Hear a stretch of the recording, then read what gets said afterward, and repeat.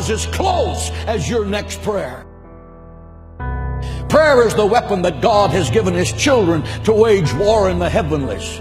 Church of Jesus Christ, stop whining about the attacks on your life by the prince of darkness and put on the whole armor of God in Ephesians 6. Attack, and then attack again, and then attack again, and crush him and drive him out of your life.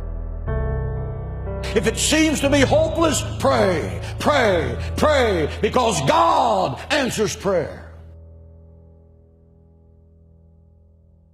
Moses prayed, and the sun was arrested in its courses by the hand of God as Joshua crushed the enemies of Israel.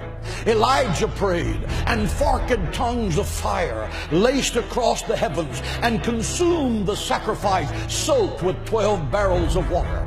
Hezekiah prayed, and I'm talking about Old Testament prayer right now. Hezekiah prayed, and 185,000 Assyrians that surrounded Jerusalem, promising to slaughter every Jew in the sacred city. The next morning, Hezekiah rolled out the letter that General Sennacherib had sent to him, mocking his God and mocking the people of Israel.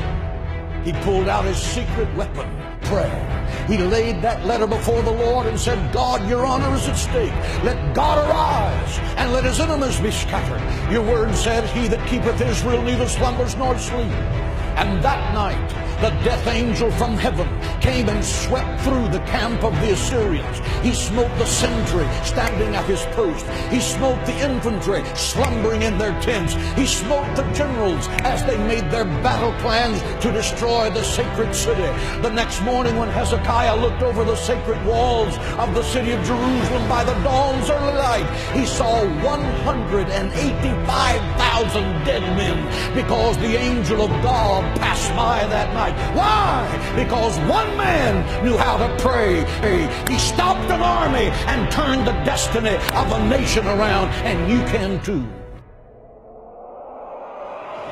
Because Satan is a defeated foe. Christ has given you the keys of death, hell, and the grave. You are a child of God, and the royal blood of heaven is flowing in your veins. You are destined to be more than a conqueror through Christ.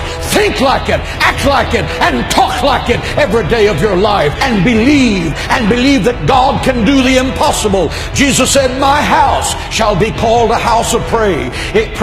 If you want power with God, learn to pray. If you don't know how to pray, you will never be successful.